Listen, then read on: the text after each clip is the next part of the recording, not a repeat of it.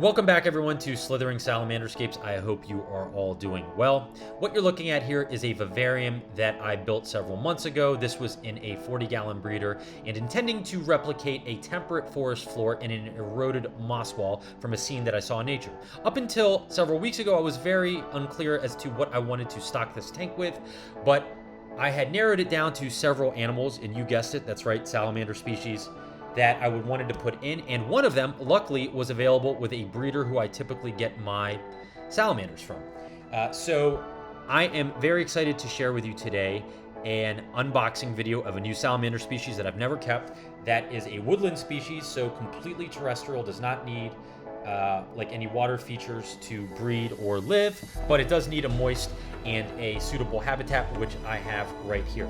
So just a little bit about this tank. The only thing that's in here right now are some isopods and some temperate springtails. They've been in here for a while. I seeded them, as I mentioned, several months ago when I put this tank together. But a lot of mosses, liverworts, some small button ferns, things like that, some whipworts, and some other plants that you would typically find kind of in the Appalachian Mountains, which is where I saw this scene. And so the salamander species, again, is a temperate salamander species that lives basically in parts of North Carolina, Georgia, and also Tennessee. This is what the salamanders came in. These are some ice packs and some other things.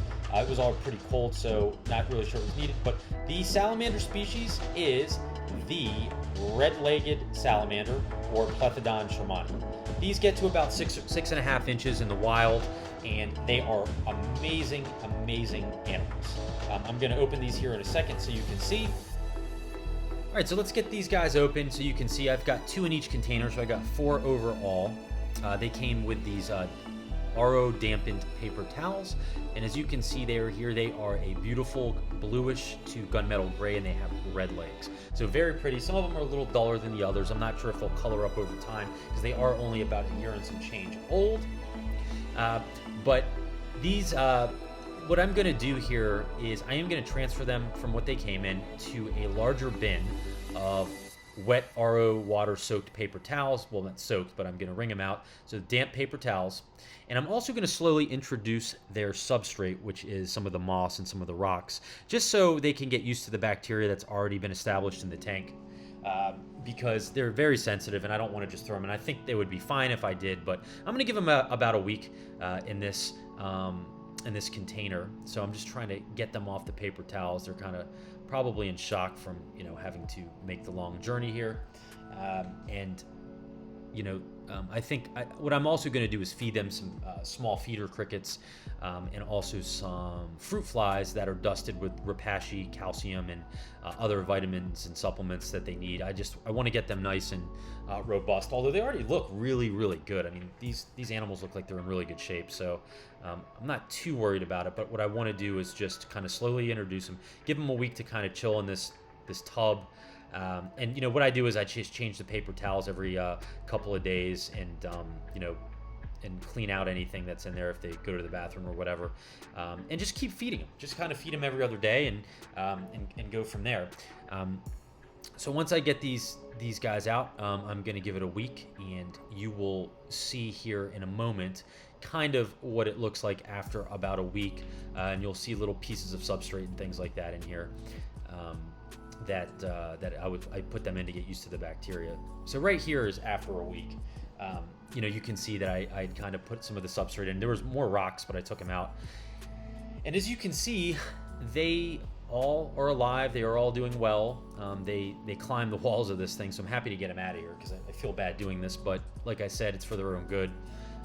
They ate all the food I put in. I put in a few small waxworms, some of the feeder crickets, and the fruit flies that I mentioned that were dusted.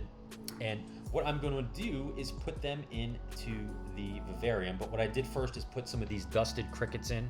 As you can see here, these are really small crickets that they were gobbling up in their thing. So I put about 10 in there just to kind of already have some prey items in there. I also put in the fruit flies I mentioned. These are not Hydei, they're the melanogaster, the smaller ones, as you can see, and they're dusted as well, so I put a whole bunch of those in. So by the time there's another cricket, by the time that the salamanders get in, I want them to be able to hunt this stuff. So I'm going to be putting V4 in, and as you can see, there are a lot of hiding places, so I am not too concerned that they will be stressed out or anything. So let's start putting these guys in now. Here comes the first one, and I'm sure he's going to beeline and go right under that rock, which I'm almost positive. And yep, of course, they want to get out of sight because they are elusive animals.